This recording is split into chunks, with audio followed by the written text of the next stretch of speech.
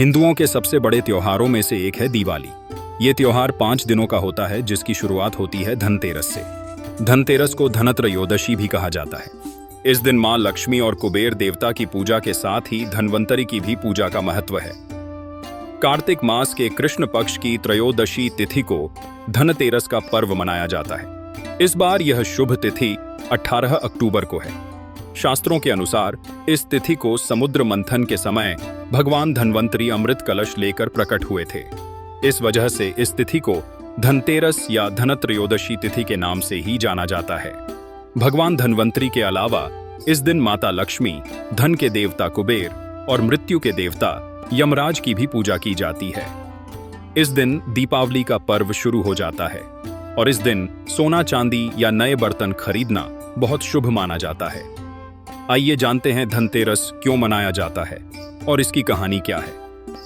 भारतीय संस्कृति में स्वास्थ्य को ही सबसे बड़ा धन माना गया है और इस दिन को राष्ट्रीय आयुर्वेद दिवस के रूप में भी मनाया जाता है। मान्यता है कि भगवान धन्वंतरि को भगवान विष्णु का अंश माना जाता है और इन्होंने ही संसार में चिकित्सा विज्ञान का प्रचार और प्रसार किया। इस दिन घर के द्वार पर तेरस दीपक जलाए जाने की प्रथा है। धनतेरस 2 शब्दों से मिलकर बना है, पहला धन और दूसरा तेरस, जिसका अर्थ होता है धन का 13 गुना। भगवान धन्वंतरि के प्रकट होने के कारण इस दिन को वैद्य समाज धन्वंतरि जयंती के रूप में मनाता है। शास्त्रों में वर्णित कथाओं के अनुसार समुद्र मंथन के दौरान भगवान धन्वंतरि हाथों में अमृत कलश लेकर प्रकट हुए थे। जिस तिथि को भगवान धन्वंतरि समुद्र से निकले वह कार्तिक मास के कृष्ण पक्ष की त्रयोदशी तिथि थी। भगवान धन्वंतरि समुद्र से कलश लेकर प्रकट हुए थे, इसलिए इस अवसर पर बर्तन खरीदने की परंपरा चली आ रही है।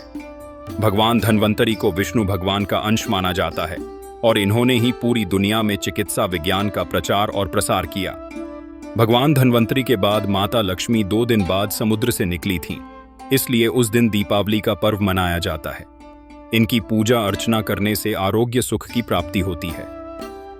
एक बार मृत्यु के देवता यमराज ने यमदूतों से प्रश्न किया कि क्या कभी मनुष्य के प्राण लेने में तुमको कभी किसी पर दया आती है।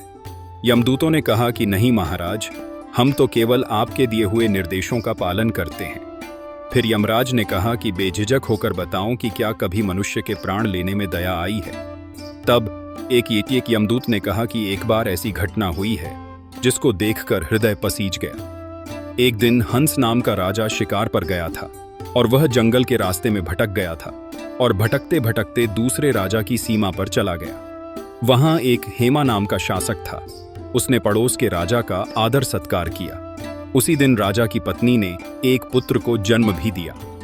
ज्योतिषों ने ग्रह नक्षत्र के आधार पर बताया कि इस बालक की विवाह के 4 बाद ही मृत्यु हो जाएगी। तब राजा ने आदेश दिया कि इस बालक को यमुना तट पर एक गुफा में ब्रह्मचारी के रूप में रखा जाए और स्त्रियों की परछाई भी वहां तक नहीं पहुंचनी चाहिए। लेकिन विधि के विधान को कुछ और ही मंजूर था। संयोगवश राजा हंस की पुत्री यमुना तट पर चली गई और वहां राजा के पुत्र को देखा। दोनों ने गंधर्व विवाह कर लिया। विवाह के 4 दिन बाद ही राजा के पुत्र की मृत्यु हो गई। तब यमदूत ने कहा कि उस नवविवाहिता का करुण विलाप सुनकर हृदय पसीज गया था। सारी बातें सुनकर यमराज ने कहा कि क्या करें, यह तो विधि का विधान है और मर्यादा में रहते हुए यह काम करना पड़ेगा।